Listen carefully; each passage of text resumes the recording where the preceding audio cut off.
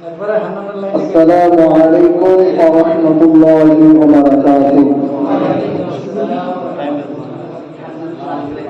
নাহমাদুহু ওয়া নুসাল্লি আলা রাসূলিল কারীম। আম্মা বা'দ। আউযু বিল্লাহি মিনাশ শাইতানির রাজীম।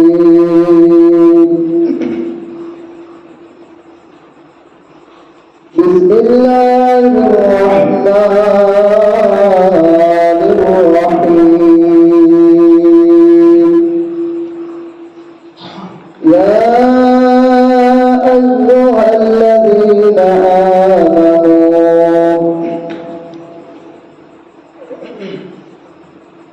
يا أيها الذين آمنوا اتقوا الله صدق الله العظيم।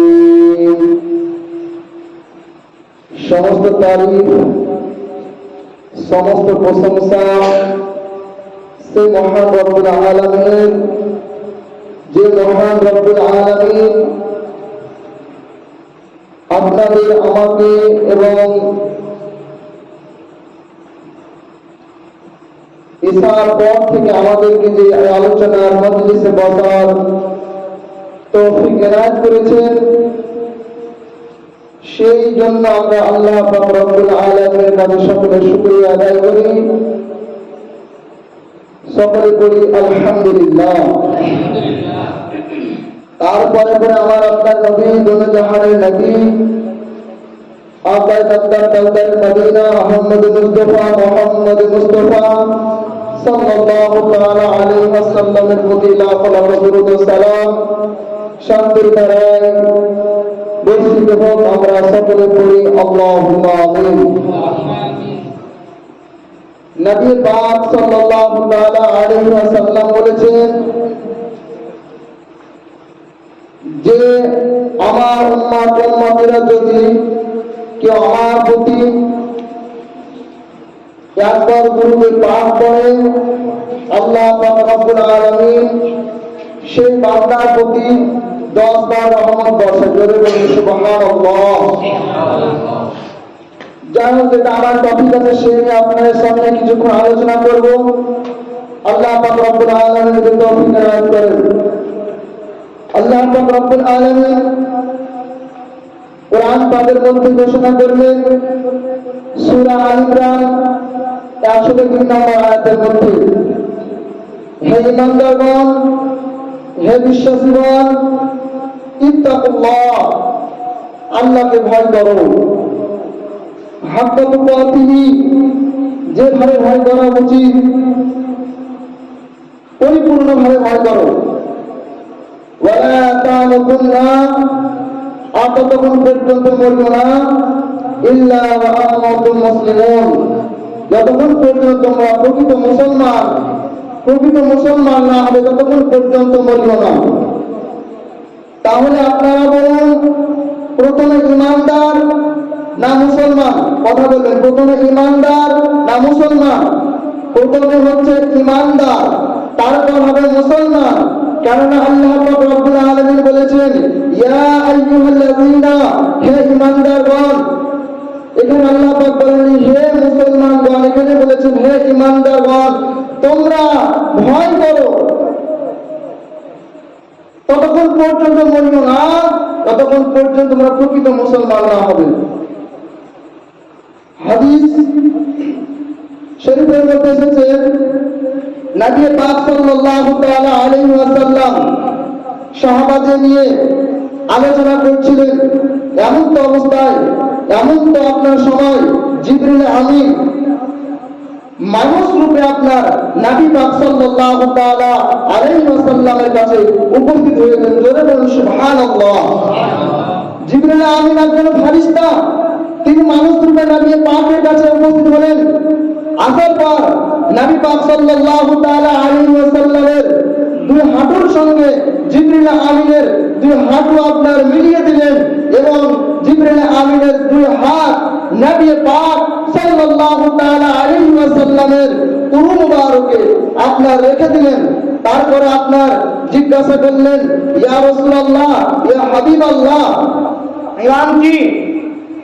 নবী পাক সাল্লাল্লাহু তাআলা আলাইহি ওয়াসাল্লাম উত্তরে বললেন, আল্লাহর প্রতি বিশ্বাস স্থাপন করা, তারপর সমস্ত আপনার ফেরেশতাদের প্রতি বিশ্বাস স্থাপন করা, তারপরে আপনার আল্লাহ পাক রব্বুল আলামিন যে যুগে যুগে নবী ও রাসূল পাঠিয়েছেন, সেই নবী ও রাসূলের প্রতি আপনার বিশ্বাস স্থাপন করা, ঈমান আনা।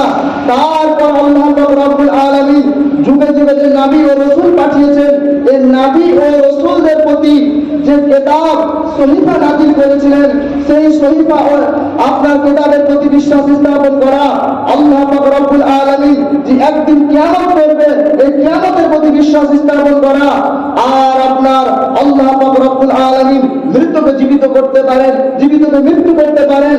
এক কথায় আল্লাহ পাক রব্বুল আলামিনের তাকদীরের ভালো মন্দ যাহা কিছু আছে মেনে নেওয়ার নাম ঈমান। কেউ যদি আপনার বলে আমি সমস্ত কিছু মানলাম কিন্তু হযরতে আবু বকর সিদ্দিককে মানলাম না, সে আপনার প্রকৃত ঈমানদার নয়। আর আপনার যদি কেউ বলে আমি সকলকে মানলাম কিন্তু হযরতে ঈসা আলাইহিস সালামকে মানলাম না, সে ঈমানদার নয়। কেউ যদি বলে আমি আল্লাহর প্রতি ঈমান আনলাম, আপনার সমস্ত কিতাবের প্রতি ঈমান আনলাম, সমস্ত আপনার নবী রাসূলদের প্রতি ঈমান আনলাম, কিন্তু আপনার কিয়ামত হবে একদিন, এটা আমি মানতে পারলাম না, এর প্রতি আমি বিশ্বাস রাখলাম না, সে ঈমানদার নয়, সে আপনার ঈমানদার নয়, সে মুসলমান নয়। তাহলে এই যে 6টা জিনিস, আল্লাহর প্রতি বিশ্বাস করা, তারপরে আপনার নবী ও রাসূলদের প্রতি বিশ্বাস করা, সমস্ত ফেরেশতাদের প্রতি বিশ্বাস করা, সমস্ত নবী ও রাসূলদের প্রতি যে কিতাব ও সহিফা নাযিল করেছেন সেই কিতাবের প্রতি বিশ্বাস করা, এবং কিয়ামত করবে একদিন, কিয়ামত হবে একদিন, সেই কিয়ামতের প্রতি বিশ্বাস করা। আর আল্লাহ পাক রব্বুল আলামিনের তাকদীরের যাহা কিছু আছে ভালো মন্দ মেনে নেওয়ার নাম ঈমান। তাহলে বুঝতে পারলেন ঈমান কি? ঈমান হচ্ছে এটাই, ঈমান হচ্ছে এটাই, আপনার এইটাই হচ্ছে ঈমান। কেউ যদি আমরা যদি এর মধ্যে একটা খেলাফ করে দিই, সে ঈমানদার নয়, সে মুসলিম নয়। তাহলে বুঝতে পারলেন ঈমানদার কাকে বলে। আসল ঈমানদারের পর মুসলমান। মুসলমান কাকে বলে? নবী পাক সাল্লাল্লাহু তাআলা আলাইহি ওয়াসাল্লাম উত্তর দিলেন যে আল্লাহর প্রতি ঈমান বিশ্বাস স্থাপন করা, নবীর প্রতি ঈমান আনা, নবীর প্রতি বিশ্বাস স্থাপন করা। আল্লাহ পাক রব্বুল আলামিনের নবী তারপরে বললেন নামাজ পড়া, রোজা রাখা। নামাজ পড়বে, রোজা রাখবে, হজ করবে, যাকাত দিবে, এর নাম মুসলমান। কেউ যদি বলে না আমি সবই করব কিন্তু নামাজ পড়বো না, সে আপনার কি করে প্রকৃত মুসলমান হতে পারে? আল্লাহ পাক রব্বুল আলামিন কোরআন পাকের মধ্যে ঘোষণা করেছেন যে আপনার ঈমান আনার পরে পরে সবচাইতে যদি বেশি তাকিদ দিয়ে থাকেন সেটা হচ্ছে নামাজ। তোমরা নামাজ পড়ো, নামাজ পড়ো। নামাজের কথা আপনার কোরআনে বেশি এসেছে, তো আপনাকে নামাজ পড়তে হবে, আপনার নামাজ ছাড়া রাস্তা নাই। তাই আমার এই টপিক নয়।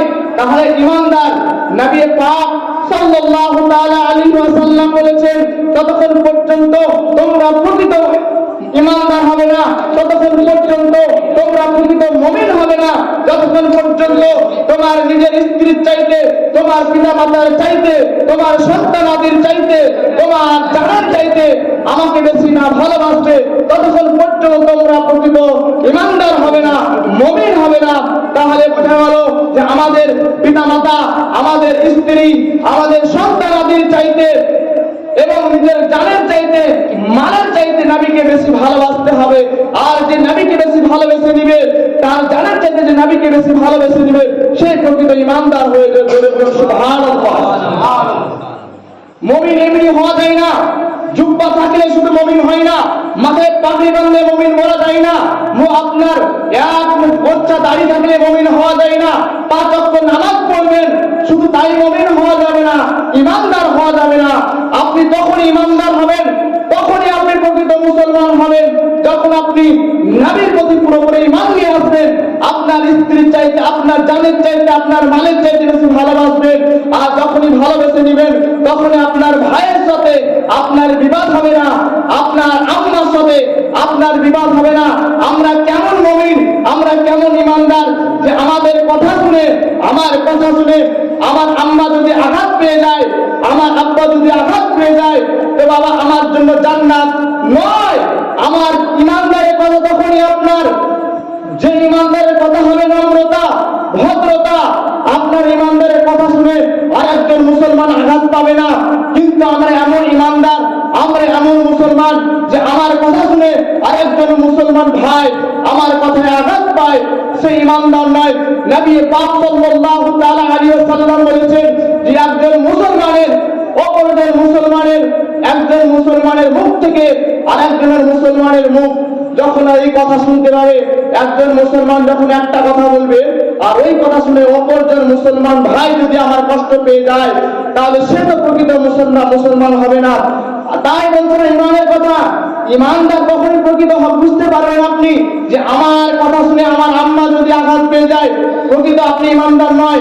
আমার কথার সাথে আমার ভাইয়ের যদি সম্পর্ক না থাকে, আপনি প্রকৃত ইমানদার হতে পারবেন না। আপনার কথা শুনে যখন পাড়া প্রতিশোধ যখন মেল সম্পর্ক থাকবে না, তখন আপনি প্রকৃত ইমানদার হবেন না। তাহলে বুঝতে পারা গেল ইমানদার জুব্বা, টুপি, দাড়ি, নাচ করলে ইমানদার হওয়া যায় না। ইমান অন্তর থেকে নবীকে ভালোবেসে নেবেন, তখনই আপনি প্রকৃত ইমানদার হবেন। তাহলে আমরা বুঝতে পারলাম যে আমাদের আমরা শুধু নামাজ পড়লে হবে না, নামাজ পড়ার সঙ্গে সঙ্গে আমাদের আম্মা যেন কষ্ট না পায়, নামাজ পড়ার সঙ্গে সঙ্গে আমার আব্বা যেন কষ্ট না পায়। আপনি আব্বাকে কষ্ট দিয়ে মসজিদে যাবেন নামাজ পড়তে, আপনি আম্মাকে কষ্ট দিয়ে মসজিদে যাবেন নামাজ পড়তে, আপনার ওই জ্ঞান কাজে লাগবে না, আপনার ওই নামাজ কাজে লাগবে না, আপনার ওই রোজা কাজে লাগবে না। তাহলে বুঝতে পারলাম আমরা ইমানদার হতে গেলে শুধু নামাজ পড়লে হবে না, রোজা রাখলে হবে না। ইমানদার হতে গেলে সমস্ত কিছু নবীর যে আপনার নির্দেশ আছে সমস্ত কিছু মেনে নিতে হবে। একটা দুরূদের পাঠ করুন, আল্লাহুম্মা মাওলানা মুহাম্মাদ ওয়া আলা আলি মাওলানা মুহাম্মদ সাল্লাল্লাহু তাআলা আলাইহি ওয়াসাল্লাম। তাহলে আমরা বুঝতে পারলাম ইমানদার। ইমানদার, ইমান শব্দের অর্থ হচ্ছে আপনার কি? বিশ্বাস স্থাপন করা। ইমান শব্দের অর্থ হচ্ছে বিশ্বাস। শুধু কি মুখে বিশ্বাস করব? না, মুখে বিশ্বাস করার নাম ইমানদার নয়। হ্যাঁ, মুখেও করতে হবে কিন্তু অন্তরে রাখতে হবে। কেননা মুখে মুনাফিকেরা বিশ্বাস করেছিলেন কিন্তু অন্তরে করেনি। যাই হোক, বলার টাইম থাকলে হয়তো আর কিছু বলতাম, সময় আমাকে সামনে রাখতে হবে, কেননা টাইম আপনার সবচেয়ে মূল্যবান জিনিস। তাই বলার মধ্যে, ভাষার মধ্যে যদি হয়ে যায় ভুল, আপনাদের কাছে ক্ষমা প্রার্থী। সকলে মিলে আমরা আল্লাহ রাব্বুল আলামিনের কাছে ইস্তিগফার করি, আস্তাগফিরুল্লাহ রাব্বি মিন কুল্লি যামবি ওয়া আতুবু ইলাইহি লা হাওলা ওয়া লা কুওয়াতা ইল্লা বিল্লাহিল আলিয়্যিল আযীম। আসসালামু আলাইকুম ওয়া রাহমাতুল্লাহি ওয়া বারাকাতুহু।